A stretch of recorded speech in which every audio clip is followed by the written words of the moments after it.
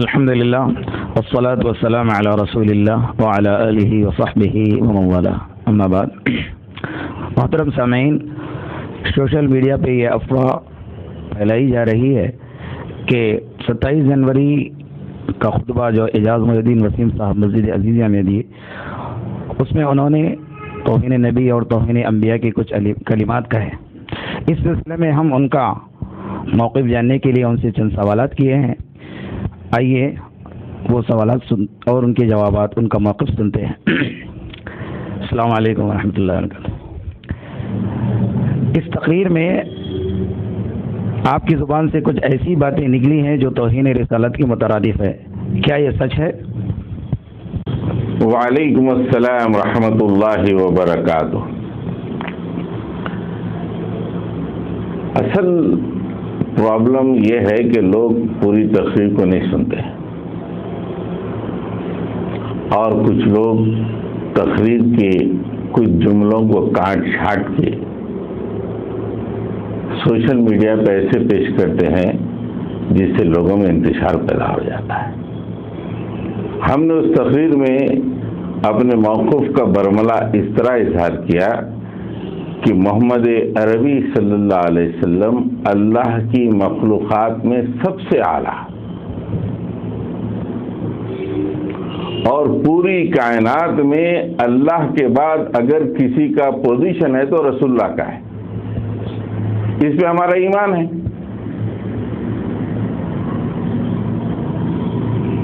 اس بات کو نہ پیش کر کے دوسری باتوں کو سامنے لا کے توہین رسالت کی بات کہیں تو بات نہیں ہوگی۔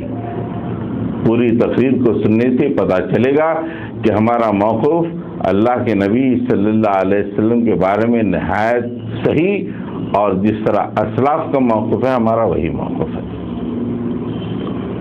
دوسری بات، جو ہم نے اللہ کے نبی صلی اللہ علیہ وسلم کے سلسلے میں اللہ سبحانہ و تعالیٰ نے جو قرآن میں بتایا ہے، ان آیات کی تشریح اس خطبے میں کی، اور جو کہ عین اسلاف کی تشریحات کے مطابق ہے۔ ایک سوال یہ بھی ہے کہ آپ نے آیت کا حوالہ غلط دیا ہے، کیا یہ سچ ہے؟ مقررین اچھی طرح جانتے ہیں کہ جب تقریر ہوتی ہے تو چوک ہو جاتی ہے، کبھی بھول ہو جاتی ہے۔ آیت نمبر کے معاملے میں بے شک ہم سے چوک ہو گئی، لیکن سورے میں یہ آیت موجود ہے جس کا ہم نے تذکرہ کیا، سورہ بقرہ، اور وہ آیت نمبر 272 ہے۔ شاید ہمارے ذہن میں اس موقع پہ 272 ہی ہو، لیکن زبان سے 177 نکلا۔ تقریر کی گرمی میں یا بہت سارے خیالات ذہن میں آتے رہتے ہیں اس گرمی میں، لیکن اس کا یہ مطلب نہیں کہ آیت قرآن میں نہیں ہے، سورہ بقرہ میں موجود ہے، اور اس کی جو تشریح ہم نے کی ہے عین اسلاف کی تشریحات کے مطابق ہے۔ ایک اور سوال آپ سے یہ ہے کہ آپ نے آیت کی تشریح اپنی مرضی سے کی ہے، اس پر آپ کا کیا خیال ہے؟ ہم نے کسی بھی آیت کی تشریح اپنی مرضی سے نہیں کی ہے۔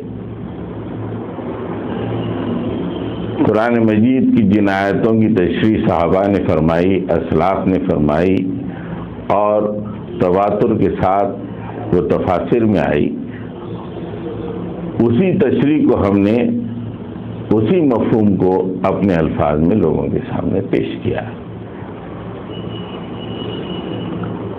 ہاں، چونکہ انگریزی کا زمانہ ہے، ہم نے کچھ انگریزی جملے شاید استعمال کیے، جیسے نو پاور۔ اس کا یہ مطلب نہیں کہ ہم نے اپنی مرضی سے کہا، لیکن اس کے معنی و مطالب وہی ہیں جو مفسرین نے کیے ہیں اس آیت کی، اور ہم نے لوگوں کو، بچوں کو سمجھانے کے لیے اسی تشریح کو اپنے الفاظ میں پیش کیا۔